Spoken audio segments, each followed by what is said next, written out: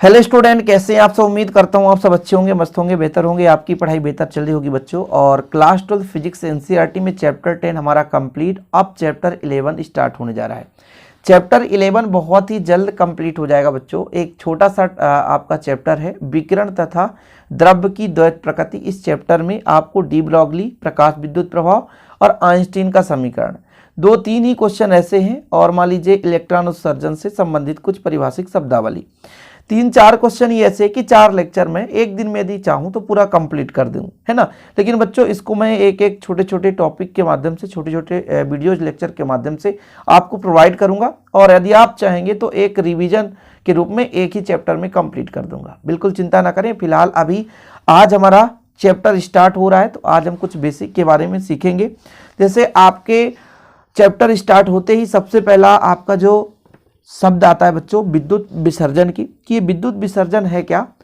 तो यदि हम वायु या गैस में विद्युत का प्रवाह कर दें, विसर्जन मतलब छोड़ देना, त्याग देना, तो ये जो प्रक्रिया है विद्युत विसर्जन कहलाता है। हमारे पास वायु है या गैस है, उसमें बच्चों हम विद्युत प्रवाह कर दें, विद्युत धारा प्रवाहित कर दें। मतलब सिंपल है, 2 इलेक्ट्रोड लगा दें और उनमें धारा प्रवाहित करें, बीच का माध्यम वायु है।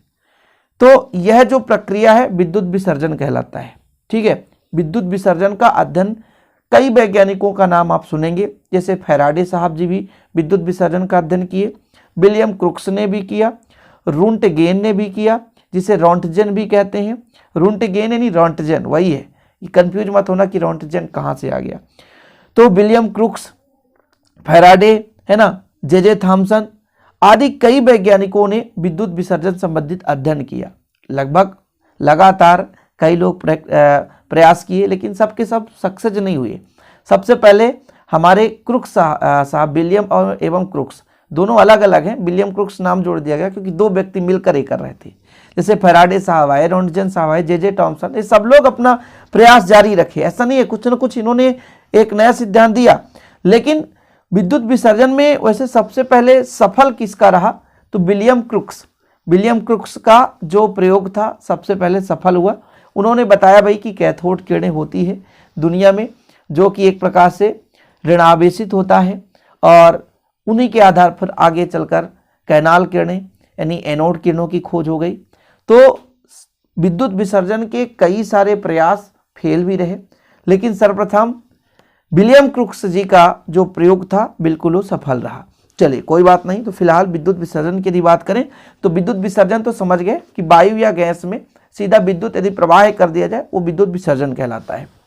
अब यहाँ पर मैं समझाने वाला हूँ कि हमारे जो विलियम क्रुक्स का आप लोग पढ़े होंगे भाई साहब, विसर्जन नलिका संबंधित कैथोड किरणों की खोज आपने पढ़ा 11th क्लास में।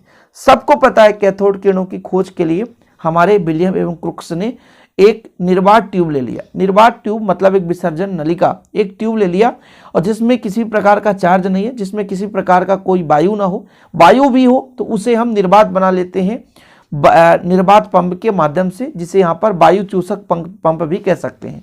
वायु चूसक पंप का मतलब है अंदर का जो भी वायु है उसे ये चूस लेता है, मतलब ग्रहण कर लेता है, जिससे अंदर जो है निर्वात पैदा हो जाता है। निर्वात मतलब किसी भी प्रकार का अन्य माध्यम नहीं है, ना तो अंदर कोई कण है और ना ही कोई गैस है, तो किसी भी प्रकार का पार्टिकल्स नहीं है। इसके लिए हम क्या करते हैं, यहाँ पर वायु चूसक पंप लगा देते हैं। ये मैनोमीटर बच्चों एक प्रकार से मापक है। इसकी सहायता से हम, पंप की सहायता से अंदर पूरा का पूरा निर्वात कर लेते हैं। फिलहाल ये जो कांच होता है बच्चों, इसका जब विसर्जन नली लिया गया, ये लगभग 30 सेंटीमीटर का था, 30 सेंटीमीटर लंबा। कितना सेंटीमीटर? 30 सेंटीमीटर। और यदि इसकी व्यास की बात की जाए, मतलब चौड़ाई बच्चों इस प्रकार से ये 3 सेंटीमीटर था। मतलब निर्वात नली भी इतना भी चौड़ा लंबा नहीं था कि भाई साहब घर के बराबर इतना बड़ा विसर्जन नली ले लिया। ठीक है। आपका लगभग पेन 14 सेंटीमीटर होता है, तो डबल पेन है ना, एक पेन ये लगा दो इतना, है ना, कुल मिलाकर के कॉपी के बराबर ये एक हमारा ट्यूब था। 3 सेंटीमीटर व्यास, समझ सकते हो, बहुत ज़्यादा कुछ भी नहीं। तो एक छोटा सा पाइप ले लो, 0 हार्स का जो चलता है ना, उसके बराबर मोटा। तो इन्होंने विसर्जन नली ले ली। विसर्जन नली में यदि हम देखें कि इसकी लंबाई चौड़ाई कितनी थी, तो बच्चों 30 सेंटीमीटर लंबी थी और 3 सेंटीमीटर व्यास वाली नली थी। इसमें एल्यूमिनियम के 2 इलेक्ट्रोड दिख रहे हैं। ये एक ये इलेक्ट्रोड है, ये एक इलेक्ट्रोड है, एक हमारा कैथोड है और एक एनोड है। तो 2 इलेक्ट्रोड लगा लिया और वायु चूसक पंप की सहायता से या निर्वात पंप की सहायता से इसके अंदर के वायु को बाहर निकाल दिया, बिल्कुल बाहर निकाल दिया। वैसे तो पहले बिना मतलब वायु चूसक पंप के सहारे या कि बिना एक प्रकार से निर्वात पंप के उन्होंने पहले ही दाब कम किए बिना ही प्रयोग किए। जैसे भाई निर्वात नली ले लिए और बोला कि हाँ यार इसमें से विद्युत विसर्जन करते हैं फिर देखते हैं, तो उन्होंने कुछ दिखा ही नहीं, अंदर कुछ नहीं दिखा।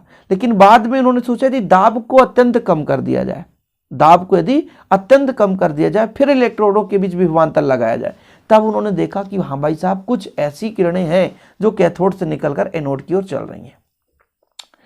तो हमारे विलियम क्रुक्स जी ने एक निर्वात नली ले ली जिसकी लंबाई 30 सेंटीमीटर बच्चों और चौड़ाई लगभग यानी व्यास 3 सेंटीमीटर का व्यास है। इसके अंदर एल्यूमिनियम के 2 इलेक्ट्रोड लगा दी और वायु चूसक पंप की सहायता से अंदर का वायु पूरा बाहर निकाल दिया, जिससे अंदर निर्वात हो गया। वायु दाब से यहाँ पे दाब मापी है, वायु दाब मापी, जिससे नोट कर लिया कि यहाँ अंदर का दाब कितना है। फिर इन प्रेरक कुंडली, जैसे यहाँ पे प्रेरक कुंडली, इसके माध्यम से दोनों इलेक्ट्रोडों के बीच उच्च विभवांतर लगाया। तो देखा कि भाई साहब यदि सामान्य दाब है, अंदर का जो दाब है वो सामान्य दाब है, दोनों इलेक्ट्रोडों के बीच जो मध्य वायु में से भैया विसर्जन नली में से विसर्जन नहीं हो रहा है सामान्य दाब पर, किंतु फिर विसर्जन नलिका के अंदर दाब को अत्यंत कम कर दिया। कितना दाब कर दिया बच्चों? 0.001 mm, ठीक है, 0.001 mm इतना दाब कम करके और फिर अंदर से प्रेरक कुंडली के सहारे दोनों इलेक्ट्रॉनों के बीच में उच्च विभवांतर लगाया। तो भाई इन्होंने देखा कि कांच के कहीं ना कहीं, जैसे मान लीजिए कांच के इसी भाग में, कांच के इसी भाग में यानी कांच की दीवार में या विसर्जन नलिका की दीवार में इन्होंने देखा कि कुछ ऐसी प्रतिदीप्ता हमें दिखाई दे रही है वास्तविक रूप से, जो कि कहीं ना कहीं ये बात का सबूत देती है कि कैथोड से कुछ न कुछ निकल करके एनोड की ओर चल रही है। तो इसी से पता चला कि भाई साहब जो कैथोड किरणें हैं वो कैथोड से निकल करके, है ना, कहाँ चल रही? एनोड। अब हम बार बार कैथोड किरणें कहते हैं, लेकिन वास्तविक रूप से पहले इसका नाम भी नहीं था कि ये कैथोड किरण ही है, बस इसे कैथोड माना, इसे एनोड माना और बोला भैया यहाँ से निकल करके इधर चल रही है और प्रतिदीप्त तो हमें उत्पन्न, जैसे मान लीजिए यहाँ पे पर्दा लगा दो, एक छोटा सा प्लेट लगा दी गई, तो देखा कि यार हाँ इसमें सतह पर जाकर के एक प्रतिदीप्त भी उत्पन्न करता है, तो कहीं ना कहीं इधर से ही चल रहा होगा, सिंपल है। तो वैसे तो ये अदृश्य होती हैं, जो कैथोड किरणें होती हैं, जो कैथोड से निकलकर किरणें चल रही थी, इलेक्ट्रॉन ने नहीं चलना, वही तरंग के रूप में चलेंगी, सिंपल है। तो ये किरणें भाई अदृश्य है, लेकिन ये कैसे पुष्टि हुई? जब कांच की दीवार पर, इस निर्वात नली के दीवार पर हमें प्रतिदीप्त दिखाई दिया, तब पता चला कि वास्तविक रूप से कहीं ना कहीं किसी न किसी तरंग, किसी न किसी किरण के कारण ही ये हमें प्रतिदीप्त दिखाई दे रहा है। इस प्रकार से सर्वप्रथम भाई कैथोड किरणों की खोज हो गई। तो विलियम क्रुक्स ने कब? भाई 1879 में विलियम क्रुक्स ने इन किरणों को आविष्कार किया था। तो मैं यहां पर लिख देता हूं, कब किया बच्चों? 1879 बोला ना, ठीक है, में विलियम क्रुक्स, दो साथ में वैज्ञानिक विलियम और क्रुक्स भी मिलेगा, कहीं कहीं विलियम क्रुक्स एक साथ मिल जाएगा। इन्होंने भाई साहब कैथोड की खोज की, कैथोड किरणों की खोज की। बताया ना कि भाई साहब ये जो विद्युत विसर्जन के बारे में अध्ययन एक वैज्ञानिकों ने नहीं किया, फैराडे ने भी किया, रोंटगन ने भी किया, जे थॉमसन ने भी किया, एक वैज्ञानिकों का श्रेय नहीं है, कई वैज्ञानिक लगातार करते रहे। लेकिन कैथोड के बारे में सर्वप्रथम किसने बताया? तो विलियम क्रुक्स ने बता दिया। तो फिर से फिलहाल एक बार मैं यदि वर्णन कर दूं, 11th क्लास के बच्चे भी यदि से देखें तो अच्छा है, क्योंकि उनके लिए भी काफ़ी हेल्पफुल है कि भाई साहब हमारे विलियम क्रुक्स साहब एक विसर्जन नलिका ले ली, है ना, विसर्जन नलिका लगभग 30 सेंटीमीटर लंबी, 3 सेंटीमीटर का व्यास था। इसके दोनों सिरों पर 2 एल्यूमिनियम के इलेक्ट्रोड लगे होते हैं और वायु चूसक के माध्यम से, निर्वात पंप के माध्यम से अंदर का वायु बाहर कर दिया जाता है, जिससे यहाँ निर्वात पैदा हो सके, ठीक है।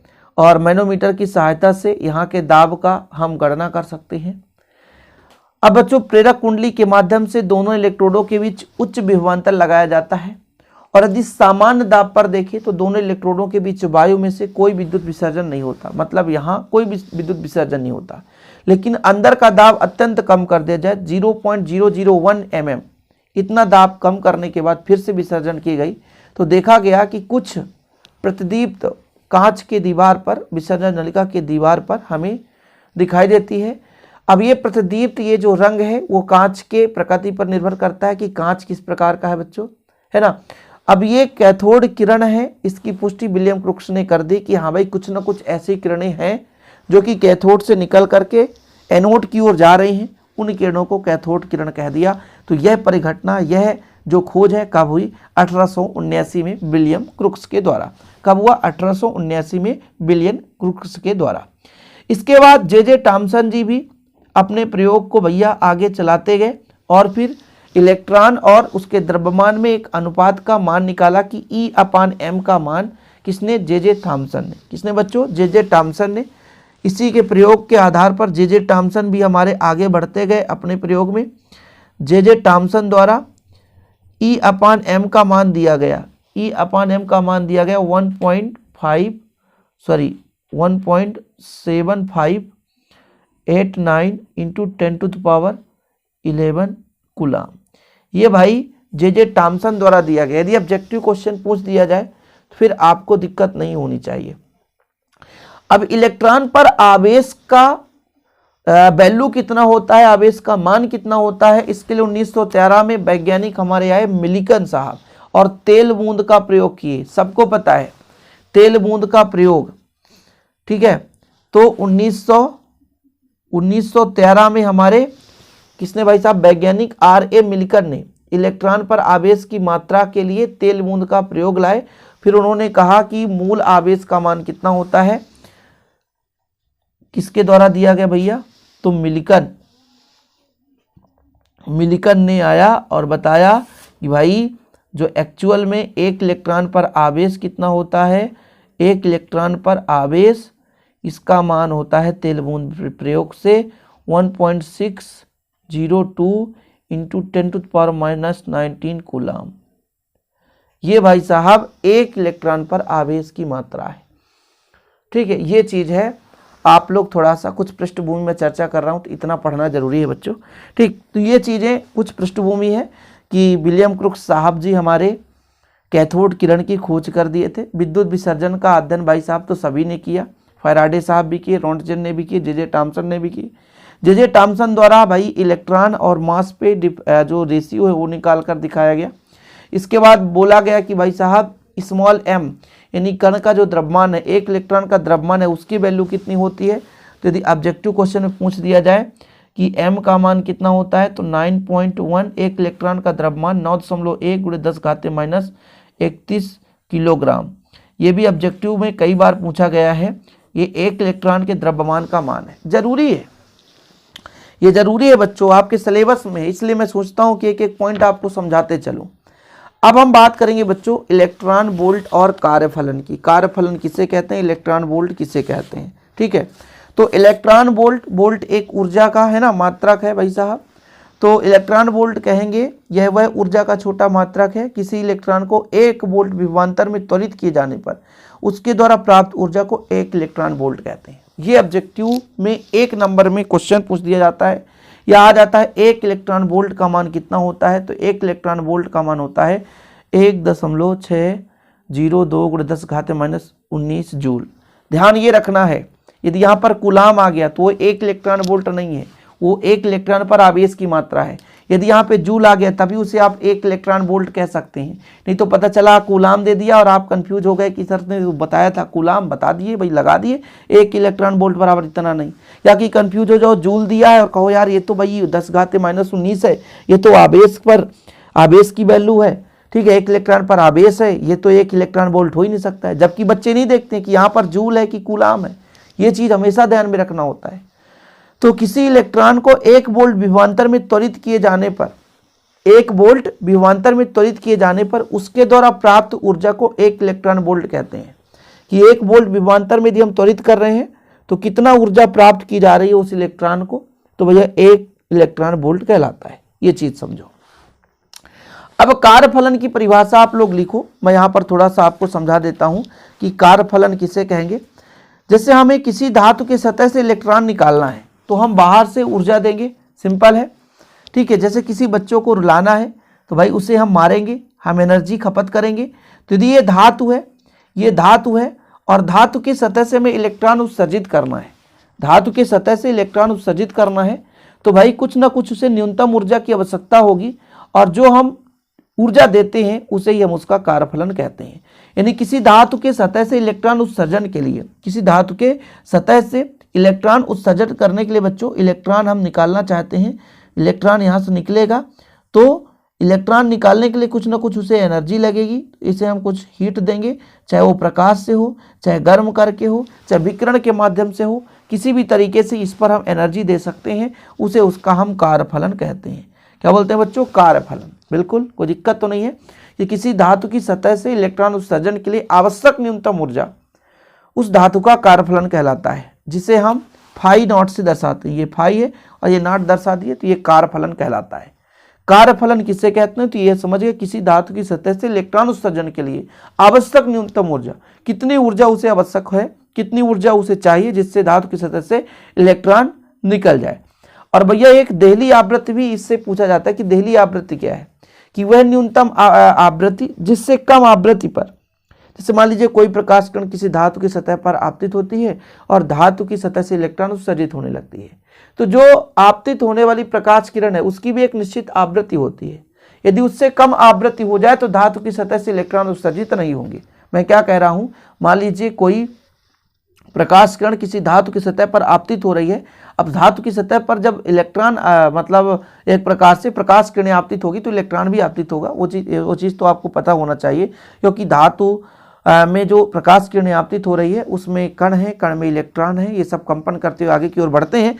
तो फिलहाल जो भी तरंग कण के रूप में या जैसा भी प्रकाश की किरणें आपतित होती है उसकी भी एक निश्चित आवृत्ति होती है। आवृत्ति मतलब इकाई समय में एक कंपन की संख्या। तो आवृत्ति एक फिक्स होनी चाहिए। यदि उससे कम आवृत्ति का कोई प्रकाश किरण किसी धातु की सतह पर आपतित हो तो फिर बच्चों वहां से इलेक्ट्रॉन नहीं उत्सर्जित हो सकता। तो एक निश्चित या न्यूनतम आवृत्ति जिससे कम आवृत्ति होने पर धातु की सतह से इलेक्ट्रॉन उत्सर्जित न हो सके, वह आवृत्ति क्या कहलाती है? देहली आवृत्ति कहलाती है। कार्यफलन तो समझ गए होंगे कि एक न्यूनतम ऊर्जा जिससे वो धातु की सतह से इलेक्ट्रॉन उत्सर्जित हो सके, वो उसका कार्यफलन। यानी कार्य करने के लिए उस फलन को कितनी ऊर्जा चाहिए, वही तो कार्यफलन है बच्चों।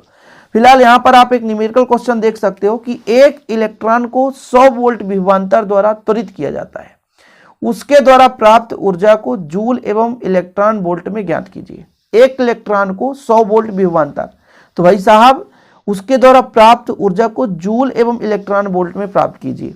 तो फिलहाल यदि हम Q का मान यदि आपसे कहें तो Q का मान कितना होता है? 1.602 × 10⁻⁻19। V का मान दिया है भैया, V बराबर 100 वोल्ट। V का मान कितना दिया है? 100 वोल्ट।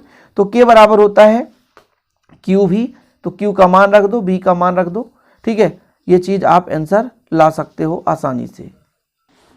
तो ये आपका जूल के रूप में है। यदि इसको इलेक्ट्रॉन वोल्ट में बदलना है भाई साहब तो इसका इतना आप डिवाइड कर दो, इलेक्ट्रॉन वोल्ट में बदल जाएगा। सिंपल है, ठीक है।